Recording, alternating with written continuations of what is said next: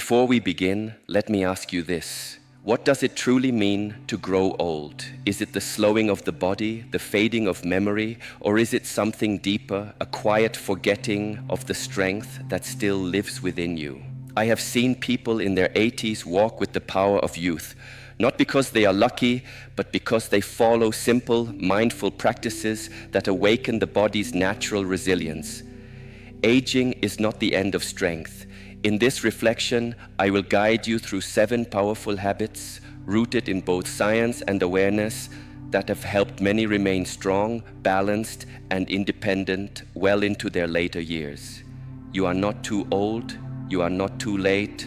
Let us begin. By the time a person reaches the age of 80, it is often the case that half of their muscle mass has quietly faded away. I have seen this countless times, how the body changes slowly, silently. This condition is called sarcopenia. It doesn't arrive with noise or pain, it simply withdraws from you. It takes strength, balance, and the quiet confidence that allows one to live freely. I speak with many elders. Often they feel this change and think it is unavoidable, and yet I remind them decline is not destiny. Over 50 million people are affected by sarcopenia worldwide. Every year, more than 300,000 seniors are hospitalized after falling, not because they lost their footing, but because their muscles could no longer protect them.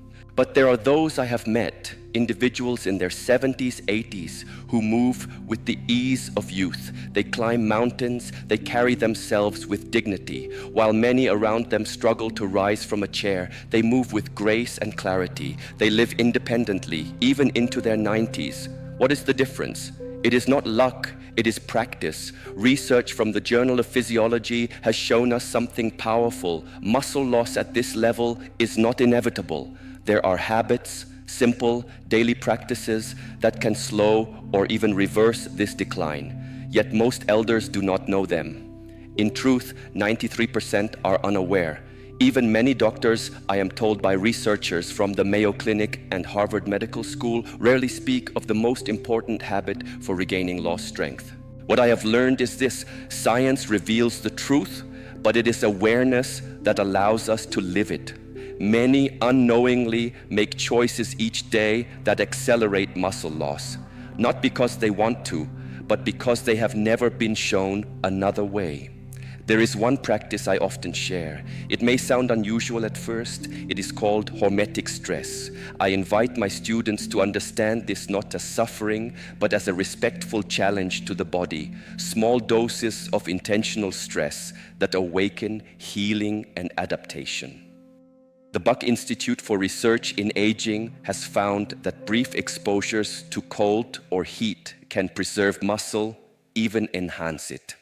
I encourage simple actions. End your shower with 30 seconds of cold water. Step into a sauna if you have access. These are not acts of punishment, they are invitations. Cold activates brown fat, stirs the mitochondria, and signals the body to protect itself. Heat, too, brings healing. It triggers proteins that guard and repair muscle tissue. Together, these simple rituals serve as reminders your body is still listening, it still responds. You do not need to be an athlete. You do not need youth. You need presence, attention, gentleness with your own process. What I have seen is that aging, when met with awareness, becomes a spiritual discipline. It is not about resisting what is natural, but about honoring what remains and discovering that strength still lives within you. Let us not age with fear. Let us age with practice, with rhythm, with breath, and with respect for the quiet power that still resides in these bones, these muscles, this life. In my path of guiding others through discipline and self-care, I have observed something simple yet powerful. The body responds best not to extremes, but to rhythm. Gentle cycles of stress and rest, nourishment and emptiness, effort and stillness. One such rhythm I often recommend is exposure to heat. A Finnish study found that individuals who use saunas regularly 4 to 7 times per week experienced 40% less muscle loss over a 10-year span compared to those who did not. This is not just heat for comfort. It is a mindful practice. The warmth awakens heat shock proteins that protect and repair muscle cells. The body is reminded to remain alive and responsive, but heat is only one layer of the practice. Another form of hormetic stress, which I see practiced by those who age with strength, is intermittent fasting. By eating only within a narrow window, 8 to 10 hours each day, these individuals activate autophagy, the cellular cleansing process. They are not starving themselves. They are listening. They allow the body to rest, to clean, to reset. Research from the Salk Institute has shown that this practice, even without weight loss, improves mitochondrial function in muscle tissue by up to 10% within just 12 weeks. The body becomes more efficient, more resilient. It is not about restriction, it is about rhythm and respect. The third form of gentle challenge is found in muscle contractions, short yet intense. There is a practice called overcoming isometrics. I often demonstrate this with my students. You push or pull against an immovable object for 5 to 10 seconds with full effort, and then you rest. This does not harm the joints. It does not exhaust the body, but it speaks directly to the muscle fibers, telling them to stay awake, to stay active. When practiced correctly, these short bursts stimulate longevity genes, FOXO, sirtuins, those guardians of our muscle mass as we grow older. The key, as always, is balance, stress followed by recovery, intensity followed by stillness. If done too often, the system becomes overwhelmed.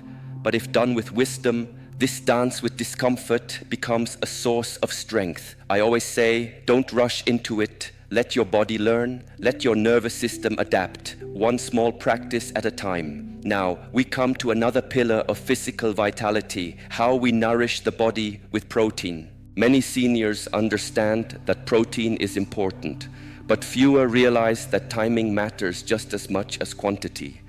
As we age, our ability to use protein declines, a process known as anabolic resistance. Most elders I meet tend to eat little protein during the day, then take most of it at night. But this pattern misses the body's natural rhythm. Your muscles are most ready to build and repair about 3 to 4 hours after each meal. If you wait until the end of the day, you lose the opportunities earlier. Instead, I guide my students to spread their meals, eating 25 to 30 grams of high-quality protein at each meal, not just dinner. It could be eggs, Greek yogurt, or a smoothie in the morning. Lentils, fish, or lean meat in the afternoon. Plant-based or dairy sources in the evening. This simple shift, spacing protein throughout the day, has been shown to improve muscle protein synthesis by 25%, according to a study from the University of Texas. In fact, within just 12 weeks, participants gained over a pound of muscle without changing anything else. So I remind you, it's not only what you eat, but when. The body, like nature, thrives on rhythm. In my experience guiding elders toward renewed strength, I found that not only what you eat matters, but also when you eat it. The timing of nourishment is essential, but equally important is something often forgotten, the invisible nutrients that flow quietly through the body and determine its vitality. One of the most overlooked is vitamin D, a nutrient I often refer to as the silent light within. Did you know that over 80% of elderly individuals lack sufficient vitamin D? It is not a deficiency that shouts. It doesn't cause sharp pain or draw immediate attention. Instead, it gradually weakens the body's foundation, stealing strength, slowing reaction time, and making the body more vulnerable to imbalance. I've seen this again and again. Elders who believe they are simply getting old, while in truth, they are quietly undernourished at the cellular level. Let me explain why this matters. Vitamin D is often linked to bone health, but its influence extends far deeper. Scientists at Harvard University discovered that vitamin D activates genes directly responsible for building and maintaining muscle.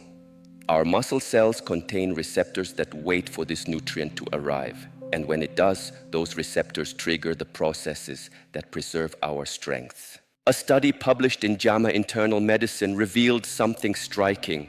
Seniors with optimal vitamin D levels had 25% more muscle strength than those who were deficient. That's not just a small edge, it's the difference between walking with ease or needing assistance. And it doesn't end there. These individuals also had better balance, quicker reflexes, and improved coordination, each one essential for preventing falls and staying independent. So what does deficiency mean? Clinically, it's when blood levels fall below 20 nanograms per milliliter. Those I call super agers, elders who seem to move outside the rules of aging, almost always have levels above 40 nanograms per milliliter. Now the question becomes, how do we get there? Some believe that sunshine is enough, and in younger years it might be. But as we age, the skin's ability to produce vitamin D declines by more than 50%. The usual recommendation of 600 IU per day is far too low for most elders. According to newer research, 2,000 to 4,000 IU per day is often necessary. Though I always recommend confirming your personal needs with a blood test. Diet can also help. I often suggest fatty fish, egg yolks, and fortified dairy. These foods bring quiet strength, and if possible, spend 15 to 20 minutes each day in direct midday sunlight, not as a chore, but as a form of communion with life. Yet, with all-powerful tools, there must be balance. When vitamin D is supplemented at higher doses, another nutrient must accompany it, vitamin K2. Without K2 found in fermented foods and certain animal products, calcium may move toward the arteries instead of the bones. This can lead to calcification over time. K2 guides calcium to its proper home. This subtle relationship between two nutrients can mean the difference between healing and harm. If you wish to begin, start with testing. Know your level. Then aim to maintain above 40 nang-ml, not as a rule, but as a standard of care for the body you dwell in. Now let us move to another force that shapes muscle without our knowing: inflammation. I have found that elders who remain strong, balanced, and mobile into advanced age have one thing in common: low levels of chronic inflammation. In modern science, this is called inflammaging, a persistent, low-grade inflammation that wears down the body not in days, but in decades. It breaks down muscle faster than the body can build it back. Even if one exercises, even if one eats well, this internal heat can mute the body's natural signals to grow stronger. A study from Tufts University showed that elders with the highest inflammation lost muscle 3 times faster regardless of diet or movement. So I ask you to reflect, what is silently burning beneath your strength? The path forward lies not only in effort, but in understanding. To build strength, we must also create peace within the body. Vitamin D, nourishment, timing, and stillness all play a role. The body listens, always. The question is, are we listening in return? There is a saying I often repeat to those I teach: strength is not always something you gain. Sometimes it is something you preserve by removing what silently takes it away. In the case of aging, that thief is often inflammation. Chronic, low-grade inflammation wears down the body not with drama, but with quiet persistence. It weakens muscles, slows healing, and accelerates the loss of independence. And yet, there are elders, super-agers, as researchers call them, who defy this decline not with luck, but with discipline. They follow practices that are simple, consistent, and wise. Let me share a few with you. The first is something too often overlooked: sleep. When I speak with older students who struggle with strength, one of my first questions is, do you sleep in darkness? Many laugh. But the truth is clear: super agers prioritize rest. They go to bed at the same hour each night. They sleep in complete darkness with no glowing screens or blinking lights. This regularity is not a luxury, it is a form of protection. Loss of sleep can raise inflammatory cytokines in the body by as much as 40%, which in turn accelerates muscle atrophy. The second habit lies deep within the body, in the gut. With age, the balance of bacteria in our digestive system begins to shift. And as the University of California has shown, these changes contribute directly to systemic inflammation. Superagers do not leave this to chance.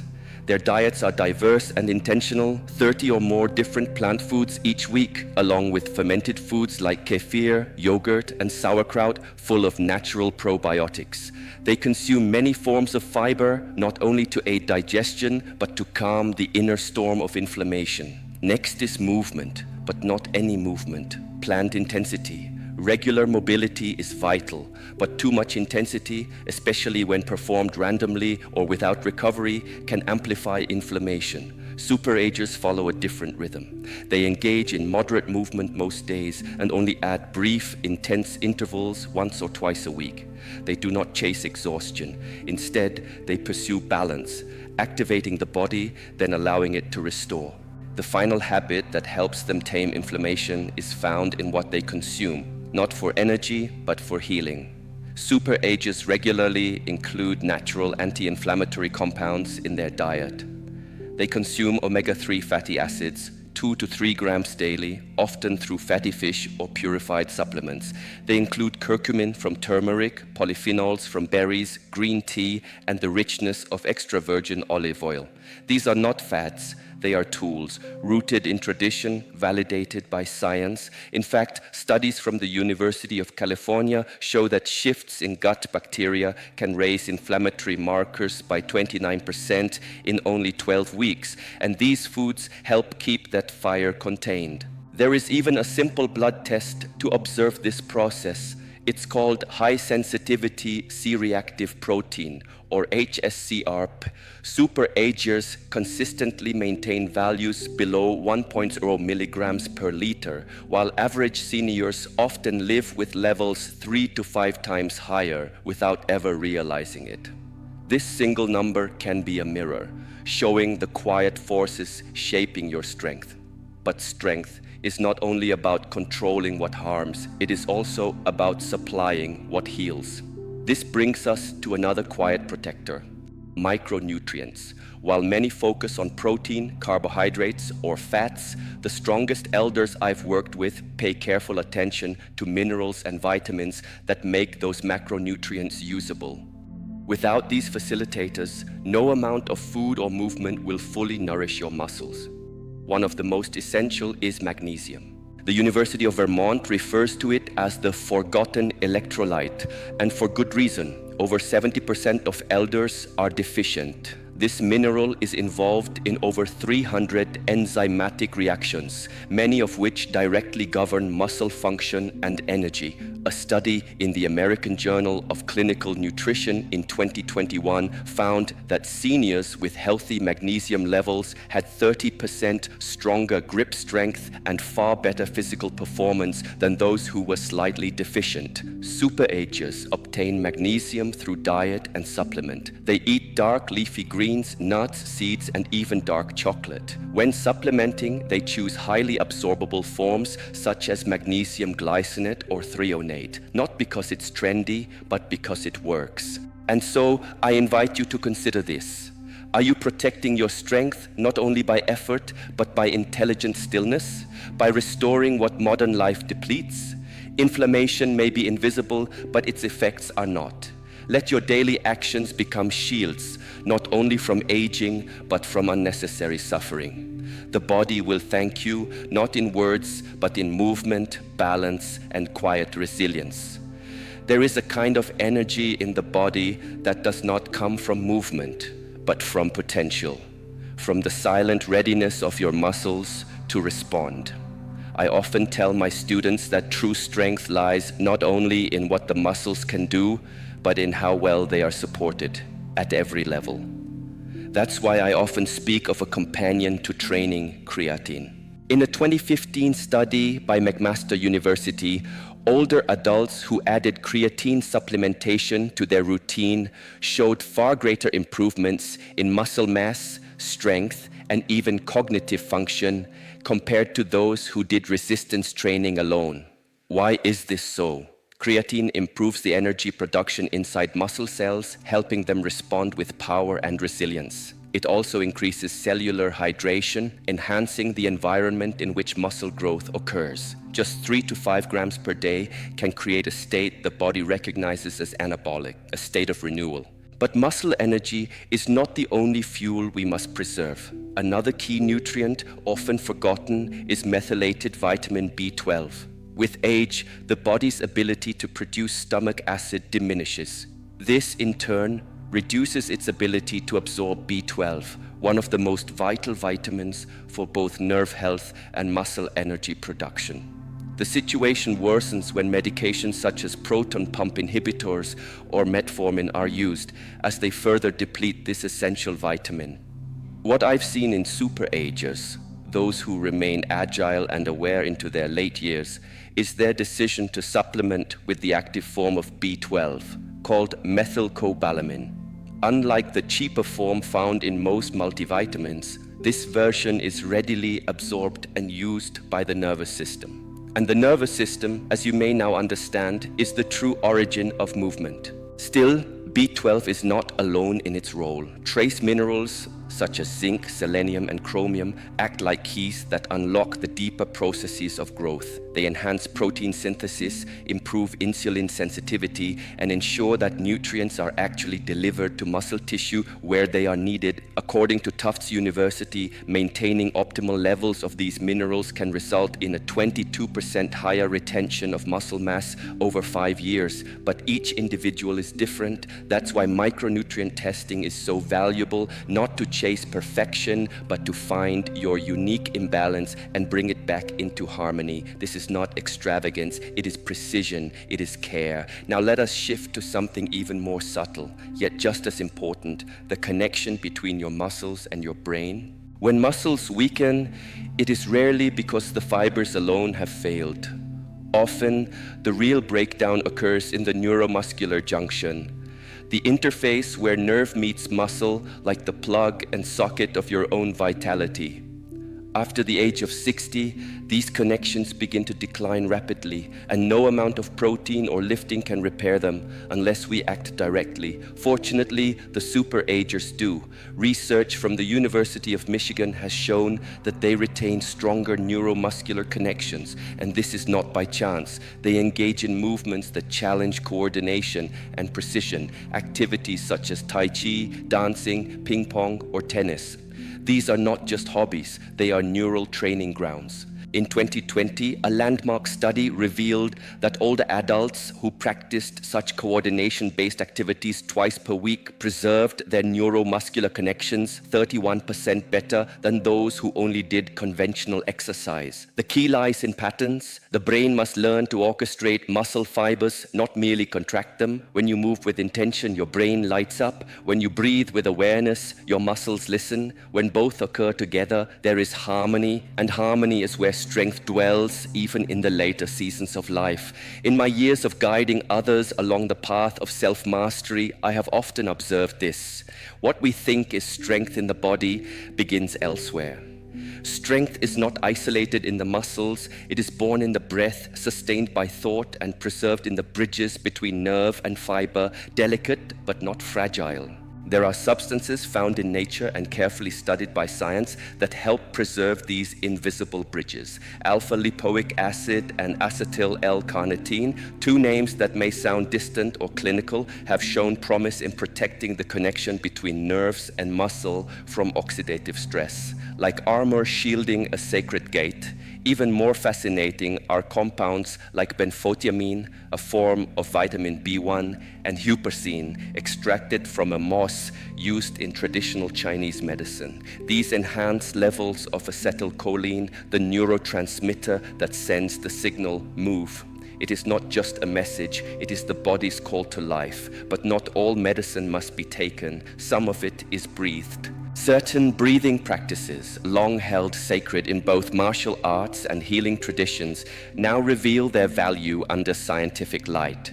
Superagers often engage in what we call vagal breathing, methods that stimulate the vagus nerve, a silent regulator of calm, rhythm, and neuromuscular transmission. Just 5 minutes a day of a practice like box breathing, inhale 4, hold 4, exhale 4, hold 4, can improve neural activation of muscles by up to 15%. Stillness, you see, is not inactivity, it is preparation. Even more compelling is the link between cognitive challenge and physical resilience. In a study from Columbia University, older adults who routinely engaged in difficult mental activities, puzzles, strategy games, learning new skills, showed significantly stronger muscle control. Why? Because the brain and muscle share neural highways. When one is lit, the other awakens. So what does all this mean? It means that to stay strong, we must do more than lift. We must breathe with purpose, we must think with clarity, and then, yes, we must train. Now,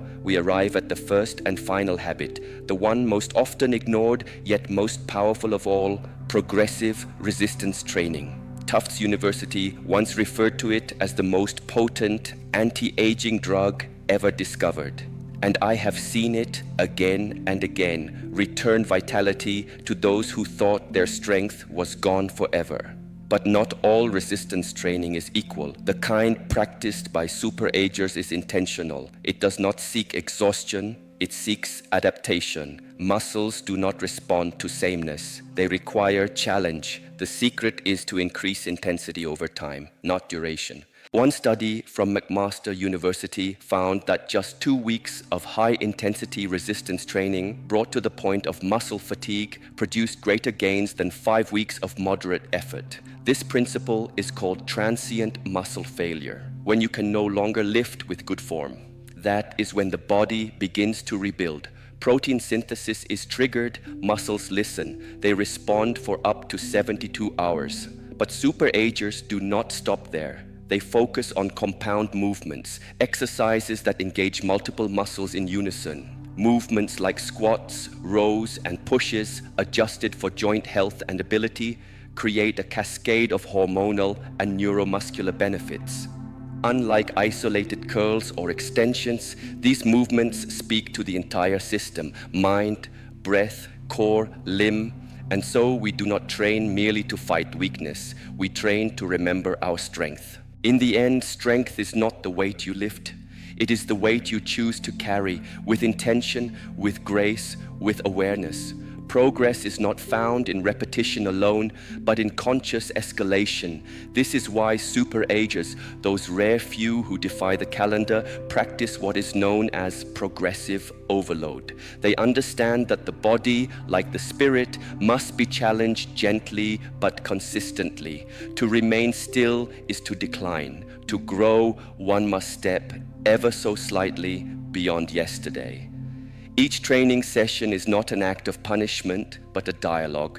Can I carry just a little more? Over time, they lift not only heavier weights, but heavier doubts, replacing them with belief born from experience. Stagnation happens when resistance becomes familiar. The body, adaptable and intelligent, ceases to grow if not invited forward. This is why these elders track their progress. Not obsessively, but with care, a quiet mindfulness that honors effort.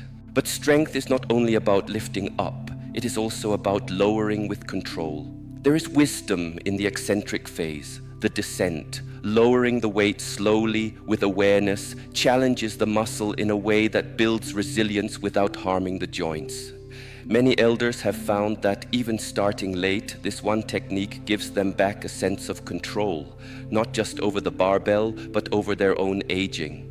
A study from the University of Alabama showed that older adults gained 35% more strength and over 3 pounds of muscle in just 12 weeks by using progressive resistance methods. More than just muscle followed, their cognitive clarity improved, their bone density increased, and blood sugar regulation became easier. The body is not a collection of parts. It is a system of harmony. Change one element and the whole begins to rise. But there is a misunderstanding, and it is common. Many seniors believe that resistance training is too dangerous for their age, but the real danger is in not moving, not challenging the body, because when the muscles are left unused, decline is not slow, it is swift and silent. If there is one habit I ask you to carry forward from all we have discussed, it is this. Practice progressive resistance training. Begin humbly. See a guide, a trainer, someone who knows the terrain. Then begin climbing, slowly, steadily. 2 30-minute sessions each week may be enough to transform how you age. And so, here they are, the 7 practices that research and experience both whisper to us as truth. 7 paths walked by those who remain powerful, balanced, and deeply alive into their 80s and beyond. 1. Hormetic stress, the fire that forges. 2. Fasting, the space between nourishment. 3. Protein timing, the rhythm of renewal. 4. Vitamin D, the silent activator of strength. 5. Inflammation, the fire to cool. 6. Micronutrients, the missing keys. 7. Resistance, the art of pushing back. Pick one, just one, and begin. In this moment, you are not late. You are not too old. The body listens. Not to age, but to intention. There is strength in you yet, not only in the muscle, but in your will to rise. Train it.